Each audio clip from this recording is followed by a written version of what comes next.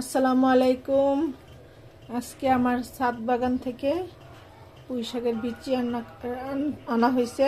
এখন আমি এগুলা রান্না করব, রুই মাছ দিয়ে আমি এগুলো রান্না করব। আগে একটু যেগুলো বড় বড় সেগুলো একটু কাইটা কাইটা ছোট করে নেই, তারপরে এগুলো ভালো করে ধুয়ে রান্না করব। অতটা ইয়া করা লাগবে না। পাতাগুলো অনেক আছে, এখনো আরো অনেক আছে। আরো একদিন খাইছি, আজকে আবার আনা হয়েছে। এগুলো ভালো করে ধুয়ে তারপরে রান্না করব। অনেক উপকার, কম বেশি সবাই জানেন পুঁই শাকের বিচি যে কত উপকার খাওয়া। আগে জানতাম না যে পুঁই শাকের বিচি খাওয়া যায়। অনেক আগে আমার এক নানু ছিল, উনি আমার আম্মারে বলছিল, তখন পাকা বিচি ছিল, যে এই পাকা বিচিগুলো রান্না করে খায়। আমার আম্মা তো শুনে অবাক। পর আম্মা একদিন রান্না করছিল ছোট মাছ দিয়ে, এত মজা লাগছে, অসাধারণ স্বাদ। তারপর থেকে আমরা জানলাম যে পুঁই শাকের বিচি খাওয়া যায়, না হলে আগে জানতাম না, এখন জানি। এখন আমরাই খাই প্রায় সময়, বাজার থেকে কিনে এনেও খাওয়া হয়। আর এখন তো নিজের ছাদ বাগানে গাছ লাগানো হয়েছে, সেগুলো এখন এনে না খাই। আলুগুলা ছিলে নি আগে, নতুন আলু ছুরি দিয়ে ছিলানো যায়, ছুরি দিয়ে ছিলে নিতেছি। 2টা আলু দিয়ে দিব সাথে।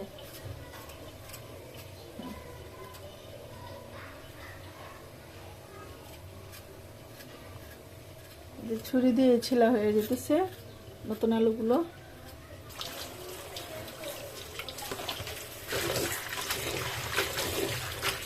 এখন আমি রান্না বসাইছি, চুলাতে আগুন দিয়ে দিচ্ছি,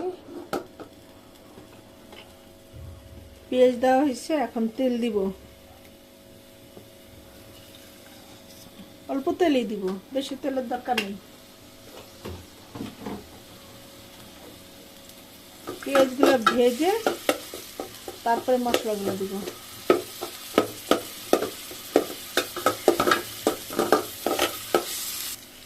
আমার পেঁয়াজ ভাজা হয়ে গেছে, এখন আমি মশলা দিয়ে দিব। বিসমিল্লাহ। গুঁড়া হলুদ, হলুদটা আগে তেলের মধ্যে ভেজে নিব। আমি সবসময় তেলের মধ্যে হলুদ দিই, কারণ হলুদের একটা গন্ধ আছে, খুব বাজে লাগে। আর তেলের মধ্যে দিলে ওই গন্ধটা থাকে না, কালার হয় তরকারি, কিন্তু ওই গন্ধ থাকে না। এখন একটু পানি দিয়ে নিব, পানিটা দিয়ে একটু নাড়াচাড়া করে নিলাম। এখন বাকি উপকরণগুলো দিয়ে দেবো, বাকি মশলা যা আছে। রসুন বাটা, স্বাদ মতো লবণ, ধনিয়া গুঁড়া, একটু নাড়াচাড়া দিয়ে নিই। আর গুঁড়ামরিচ দিব না, কাঁচামরিচ দিয়ে রান্না করবো। বিসমিল্লাহ। সিজার দিয়ে কাইটে নিতেছি, সিজারটা বেশি ব্যবহার করি, সিজার ছুরি আমি রান্নাতে এগুলো বেশি ব্যবহার করি। আর আমি কাঁচামরিচ দিই যে কোনো সবুজ তরকারিতে, আমার কাঁচামরিচ দিতে ভালো লাগে। সবুজ তরকারিগুলো সবুজ থাকলে সুন্দর লাগে, লাল লাল হইলে আমার ভালো লাগে না। এই জন্য আমি সবুজ কালার তরকারিগুলোতে চেষ্টা করি কাঁচামরিচ দেওয়ার জন্য। যদি ইনকেস না থাকে তখন আমি গুঁড়ামরিচ ইউজ করি। বাজারে তো অনেক প্রথম অনেক দাম দিয়ে বিক্রি করে, 80 টাকা 100 টাকা এই বিচি। পরে যখন বেশি বাজারে আমদানি হয় তখন অল্প দামে পাওয়া যায়, এছাড়া পাওয়া যায় না। তরকারি মশলাটা একটু ভালো করে কষাই নেই, তারপরে বিচিগুলো দিয়ে দিব। এই যে আমার তরকারিটা, এই মশলাটা কষানো হয়ে গেছে, এখন আমি বিচিগুলো দিয়ে দিব। বিচির সাথে কিন্তু পাতাও নিচ্ছি।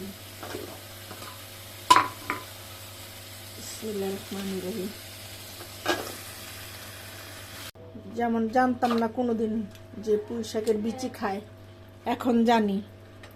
এগুলা কিভাবে রান্না করতে হয় দেখি, খাই, আসলে যে এত স্বাদ। বিসমিল্লাহ।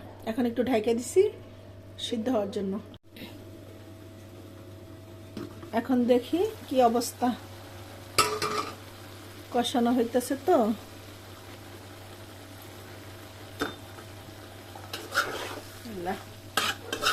একদম দেখছেন এতগুলা বিচি মজে কতটুকু হয়ে গেছে, কষানো হয়ে আসছে।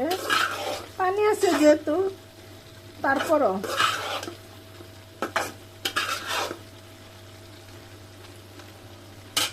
সেই স্বাদ হবে। এখন হালকা একটু ঝোল দিয়ে দিই।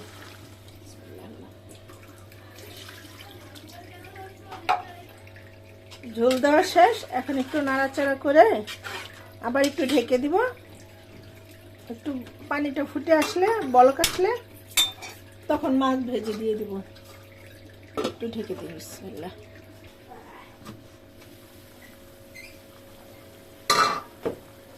ভাবছিলাম তরকারিটার মধ্যে ধনিয়া পাতা দিব, ঘরে ধনিয়া পাতা নাই, ছাদে আছে।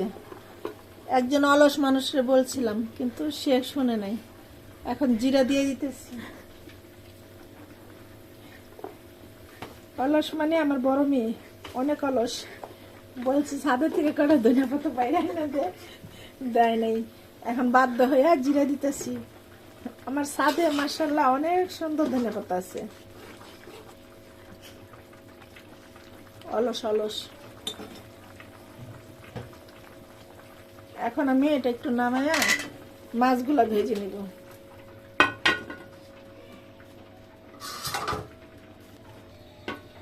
তেলটা গরম হয়ে আসছে, এখন আমি মাছগুলা দিয়ে দিব।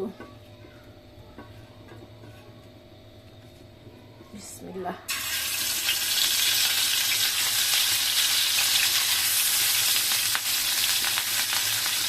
একে একে সব মাছগুলো দিয়ে দিলাম। একটু ভাজা হতে থাকুক। আমার মাছ এক পিঠ ভাজা হয়ে গেছে, এখন উল্টাই দিব।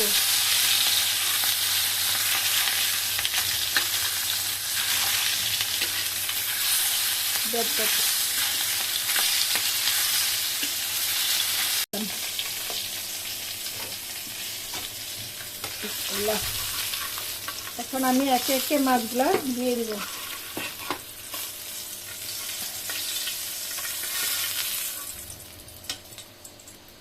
মাছগুলা একটু খুরচুন দিয়ে ভিতরে ঢুকাই দিলাম। এখন একটু ঢেকে দিব।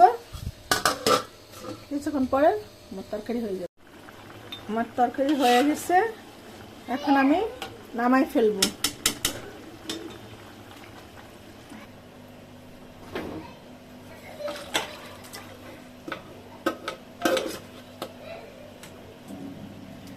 হালকা একটু ঝোল রাখলাম, কারণ আমার হাজবেন্ড আবার ঝোল পছন্দ করে। আমার ঝোলের তরকারি ভালো লাগে না, একদম মাখা মাখা মাখা মাখা আমার ভালো লাগে।